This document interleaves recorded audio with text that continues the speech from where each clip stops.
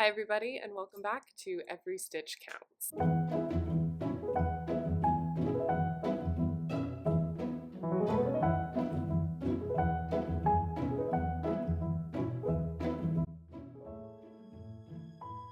It has been a minute since I have filmed anything, since I've seen you. I feel like I haven't even been very active on my Instagram, but we're back.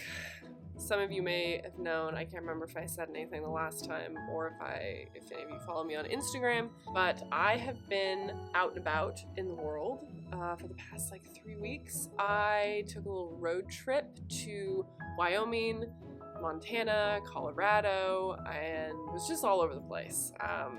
I went to Wyoming to get my dog spayed because it was going to cost me $1,500 to do it in Washington State, and I thought, no, not a chance. And so I went to a vet in Wyoming, and thank God they still are sane out there in regards to veterinary care, and it was only like $280 all in for her to get her surgery. So I have family out there, and I went out to visit, and then I just tacked on a trip to Colorado to see a good friend of mine who's down there, and it was just a great time, and I had so much fun, and I loved being able just to work remotely and take advantage of the job that I have and be able to go out there for so long and not stress about missing work. So didn't get a whole lot of chance to do a ton of knitting and whatnot, but I have made some progress. I have finished a sweater that I want to talk about, and I'm almost done with one of my slipovers. So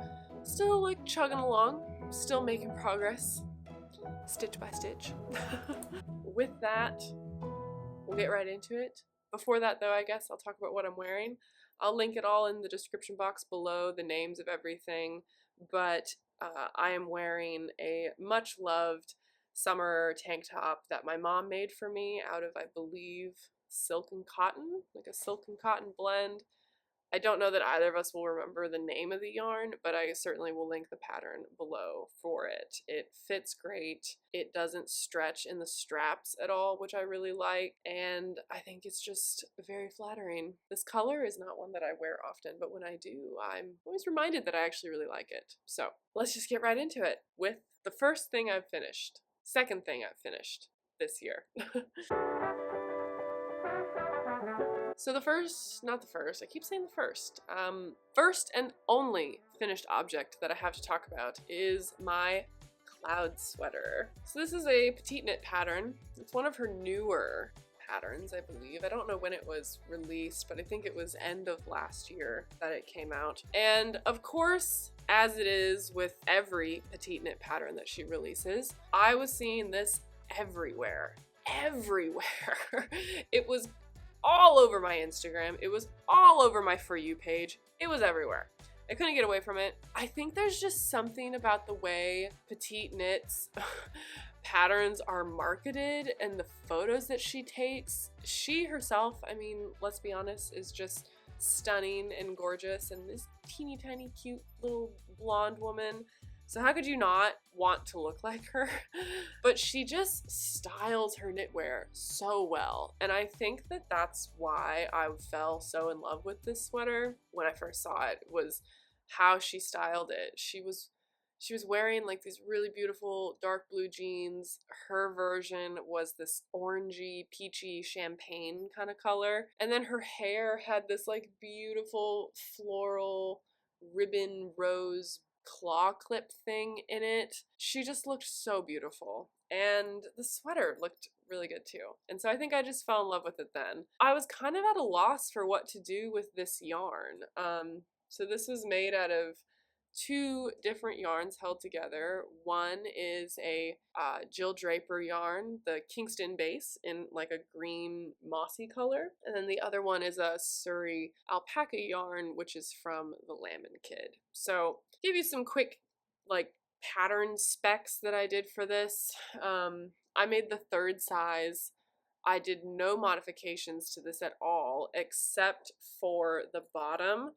I did 4 short rows along the back so that the back of the sweater was slightly longer and ever so slightly curved compared to just straight all the way down. I think I did only 3 of the 7 decreases that she called for in the pattern. So my sleeves are a bit straighter, but honestly, I don't think you can really tell. I don't think anyone could even really tell that I did the short rows on the back. The sweater, I probably could have done 4 more to make it a bit more pronounced, but those are the only modifications I did. Everything else to do with that pattern was done exactly as she intended it. So I think that's a testament to both. One, just like it's a good pattern, it's a good, simple, petite knit pattern. I think lots of her patterns are simple, but this one felt in particular just like so simple. It wasn't too easy, because I think everybody needs just really easy sweaters from time to time.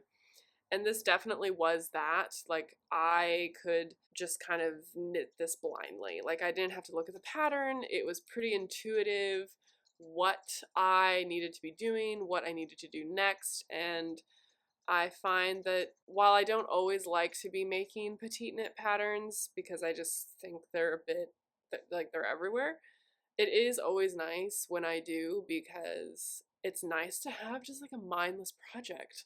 One that I don't have to think a ton about. One that I can just kind of go on autopilot. I can watch TV, I can listen to an audiobook, I can multitask kind of when I'm working on it, and that's really nice, opposed to like a really intense cable project or something where I have to be paying more attention. The pattern, all in all, I really like. As always, I'll insert some B-roll of me wearing it, but get some close-ups of the details. She's got this really pretty, just straight tube style neckline that is rolled. There's no edge stitches on this. It's a drop shoulder construction, and she just marks that with like 2 rows of purl bumps. So it kind of gives this faux seam look to it. It's a simple drop shoulder construction. There's no shaping in the body. It's just one straight tube when you connect and join in the round. And then the sleeves are also, for the most part, straight, except for the 6 or 7 decreases that are in the pattern. And like I said, I didn't do all the decreases. And then the edge stitching that she did, I thought was really pretty. This is almost exactly how the Radari sweaters edge stitches are done, only the Radari, I believe, is a 2x2 rib with a rolled over hem, where she just does 1x1, and then she adds like 4 or 5 rows of just straight stockinette stitch, and then when you wash it, it just rolls like so, and it creates this, I would say, like casual but like very cute edge, one that I hadn't done in a while, and I ended up really liking it. It doesn't fall in at all, like it stays the width that it's supposed to be, which is really nice.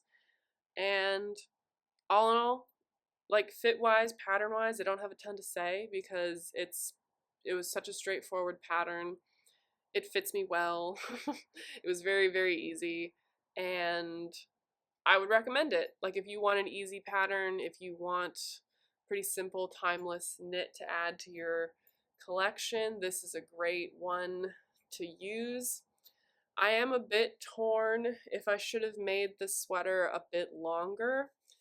I'm curious what y'all's opinion is on that when you see the B-roll of me wearing it. I feel like it could have been a little bit longer, or it could have been a bit shorter.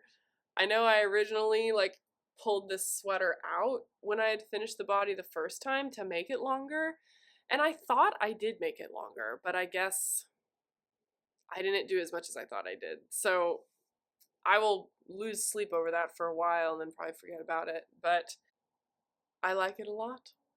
I think what though stands out about this sweater the most is the yarn that I chose and the color of the yarn that I chose. So like I said, this is the Jill Draper yarn, and hopefully the camera's picking it up, but there is so much happening in this yarn. This is even like significantly toned down because I'm holding it double with this Surrey alpaca yarn. Without the suri, this is significantly brighter and way more intense of a color. It's got like cherry reds and yellow and navy blue and black and bits of brown in it. And then it has this really crazy bright, almost fluorescent-y looking like mossy green. And those two don't go together. Like fluorescent and mossy green don't go together at all. But somehow they do. And I mean, it's a striking, striking color, which is originally why I chose it. However, the color was so intense in the base yarn, which is right here, that I just really didn't know like what to do with it. It wasn't going to be good for cables. I didn't really want an all over sweater in just this color. And so I held it double with this color from the Diamond Lane, which is a yarn brand made by the Lamon Kid. And so together with this, it really just toned it down quite a bit, which made it more wearable. But even still, like this type of yarn with this intense tweediness wouldn't be good for cables or textured patterns, in my opinion. Like you just wouldn't really be able to see it. And so I kind of had to default to a very plain, simple sweater. I originally wanted to do like crazy cables with this because I thought it would look really nice, but it just didn't. At least I didn't think it did. And so I kind of reverted to something very plain and simple, which, you know, it's nice to have those knits every now and again, but I do like things that are a bit more complex too for the process of making them. They're a bit more interactive and a bit more enjoyable at times, even though it's nice to have like a really simple stockinette kind of stitch pattern. I guess it just like goes back and forth kind of what I'm in the mood for. But would I recommend the yarn? That's always the question I have for myself when I am done with this, and I think I would recommend this yarn, this Kingston yarn. However, I don't think I personally would buy it again. I think it really depends what you want to make with it. I still am kind of like, I don't know what I would make with just this, and I don't think it comes down to the yarn. I think it comes down to the color that I chose. Maybe it's just me. I just feel like this is such an intense moss color, and it gives me a little bit too much Lord of the Rings aesthetic. I don't know if anyone else is picking up on that, but it just feels a bit too whatever that aesthetic is for me. And so I think it comes down to the color. The yarn itself I really like. It's gonna hold up really well. It's gonna wear like iron. It is definitely not soft. It's definitely rustic, but it's not scratchy. It is worse. Well, no, it's a 3-ply woolen spun. So it's got a lot of body to it and it's got a lot of bounce to it. And when it washed up, it ended up having a really beautiful drape, which I wasn't really expecting. Because when I was knitting with it and holding it with that suri, it was just so stiff. But upon washing it, it really softened up quite a bit. And so I was really happy with that. There was a ton of vegetable matter in this yarn. Like there was sticks, bits of straw, and even like some pieces of thistle. So that wasn't always super fun, like picking that out or having it kind of like fall on me when I was knitting. It washed out, so not a huge deal. I will also say about this that it was hard on my hands. I was really surprised by that because usually, you know, woolen spun yarns, especially if you're holding it with alpaca, are very slippery. But this sticks to itself like nobody's business. And I couldn't work on this for like huge swaths of time without taking a break because it would just make my hands ache so badly. So if anyone else has used this, let me know in the comments what your experience was. I mean, maybe I'm just holding it too tight. I'm a tight knitter just by trade, and maybe I need to loosen up. it was a lot. It like really hurt my hands. I was really surprised. All that to say, I'm not hating on this yarn, even though it sounds like maybe I am. I really like it. I love the finished product. I think the finished sweater is going to wear, and I think it's just going to look really nice for a really long time. I think, I don't know what I'm going to do with the extra. I mean, I have like 2.5 full skeins of this, and I just don't really know what I'm going to do with it yet. But if you have any ideas, let me know. I don't really think an accessory, it's too scratchy to be a scarf. Maybe in some color work project I'll have something to do with this, but for now, I just don't know. But I really liked it. I liked the finished product, and I'm really happy that it came out as good as it did. I mean, and look at how rich that color is. It's just so nice. I know I'm not holding it up well, but that's okay. Oh, and it's backwards now. Jeez. Yeah. Yeah. See, it looks nice. It looks nice. I don't know what I'm talking about. So, second finished sweater of 2024. All right. The next project I have the most done on is yet again another petite knit pattern. I know, but my strategy for this year was to get all of the yarn that I didn't know what to do with. Like, I wanted to get that done and out of the way. I want to use it. I don't want it to be hanging over my head anymore. I want it gone in some ways. And so this yarn was a very similar story. This is yarn that I purchased from Rhinebeck in 2022. It's an 80% alpaca and 20% wool blend. It is worsted weight, and it is this gorgeous taupey color. However, this yarn sheds like nobody's business. It has stuff in it, it has straw in it, the actual fibers themselves shed everywhere, to the point of where it's like kind of gross. I understand it's small produced, mill, and that is bound to happen, but it almost has this feeling to me that the fibers themselves are just very short, and so they're like fraying out of the yarn really easily. I don't know if it's going to be super scratchy. Really, I haven't really tried it on yet without like nothing on underneath. So I guess we'll just play that by ear, but I won't keep you guessing. It's looking nice. I mean, I'm happy with how it's looking. But this is it. This is the Lulu Slipover. I'll try to get some of the details. The other thing with this yarn, same with the other one, the tweediness, it's really difficult to see any type of stitch pattern because the yarn itself is so fuzzy. And so I had to like revert to just doing something very simple, because like any kind of pattern for this would have just been lost in the yarn. So that was a bit of a bummer.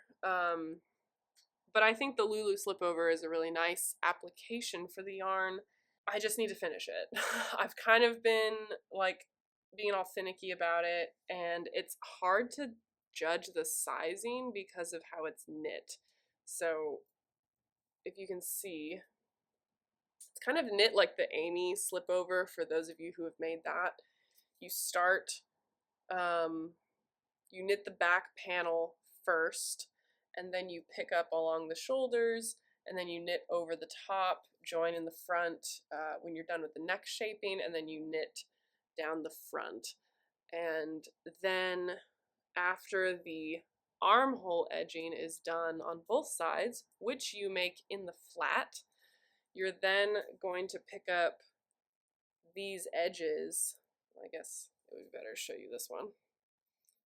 You're going to pick up the edge beneath this, and you're going to do double knitting as like an edging stitch, and that's going to have 2 buttonholes, and those are what connects the sides together, like down here.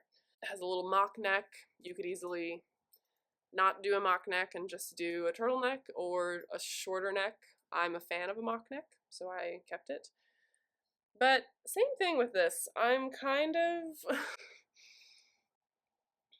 one, I want to be done with it. I want to be done with using the yarn, but I feel like this is going to be too short. I don't want to undo it from the bottom if I do decide to lengthen it, because she does all her bind offs with an Italian bind off, which looks so nice, but if you ever want to take it out and rip back, so annoying. So annoying. So I'd have to do like some Kirrmaier stitch action and just cut it, add to it, and then stitch it back together, which this isn't very big. It wouldn't take long, but I just don't know. I just don't know. I think I'm just at a little bit of loss of how I would style this too, and I'm annoyed at the yarn. I'm not annoyed at the pattern. I think the pattern is great. It's really cute, and I really love the way I've seen everyone like style it who's made it. But I think I just don't love the yarn, and if you don't love the yarn, you can have the best pattern in the world and you'll hate it. At least I will. So that's kind of the situation we're in. I'm happy I have this pattern because I think this would be a really easy. This is one of the sweater like garment patterns that I feel like I could see myself making for other people. Like, this was so fast. It was made with a worsted weight yarn, and even making the third size, I feel like it just went so fast and it's super easy. And I could make this for somebody. Like, this is not as big of a commitment as a full-blown sweater. It's very chic. It's very classy looking, and it would look good on like everybody. So maybe keep that in mind if you want to do any type of gift knitting in the future. But yeah, this is my Lulu Slipover. Hopefully it's finished the next time I see you. I'm almost done with it. I just need to make some decisions, commit, and then just get her done. Like, they won't take long. I just have to commit to doing them, you know? So, it's my Lulu Slipover. Okay, the last thing I'm going to show you, I don't have a ton of progress on, but I did decide to do things a little bit differently from the last time I talked about it, so it'll kind of be new, kind of not. I have restarted my Perennial Sweater, and I decided to do it in the round. I originally started it the way the pattern had intended, which is in the flat, knitting the front, back, and the arms all in separate pieces. While I will still have to do the arms probably in separate pieces, I saw no need to continue down the original path I was on by doing the bottom portion of the sweater in separate pieces. And so I decided just to join it in the round, and I'm going to place markers to mark my front and my back, and then I will just work those cable charts from like at the same time. I don't know if anyone else out there has made this, but this is, like I said, the Perennial Sweater by Nora Guan? I don't know. Couple things about this. I originally was going to make the second size because I did a gauge using this yarn. The yarn, by the way, is also Jill Draper's Kingston base. It's just in a different color, and I'm not holding it with anything. So it's just straight up Jill Draper Kingston in all of its glory. And I think this color is a bit more toned down, so I like it a bit better than the green. But when I did my swatch originally, it was going to work out, and it lined up for me to make the second size to have that fit the way the pattern intended it to. But upon starting the back of the sweater, I cast on like 150 stitches, which is what it calls for the second pattern, or the second size. It was massive. Like, so massive. It just seemed like it was going to be huge, and I was like, this is weird. Like, I did a gauge. It seemed to be fine. I don't know what's going on with this. And then I decided to do it in the round anyway, so it ended up not being a that big of a problem. But now I'm making the smallest size, so I'm making the extra small. And like, I stretched this out before I put it on these needles, it will be big enough. It's not gonna have a ton of ease, but like it will fit. And so I'm just a bit confused on how that happened, if I did something wrong with my gauge or if the pattern is just bigger than I think it is. I really don't know. But if anyone has made that pattern and you've had sizing issues, let me know what you did or why you think that was the case, because I thought it was a bit weird. The other thing that I've already changed about the pattern is, you'll see in the original photo, the design has a series of, I guess they would be short rows that create this bell curve on the front. And I think it's meant originally to be like just a design element, but then also to make it easier for you to like French tuck the sweater like into pants or skirt. I didn't love that. I would prefer to just have a straight edge sweater and crop it, so I can French tuck it if I want to. So I just didn't do that, and I've just done the whole thing straight.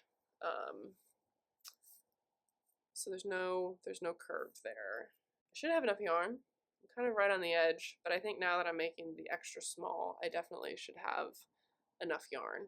And I am done with the ribbing, and I'm about to start and set up my markers for the cables, which I'm really excited about the cables. I haven't done cables in a while, and these cables are really pretty. They're very elegant, I would say. They're not your traditional like cables.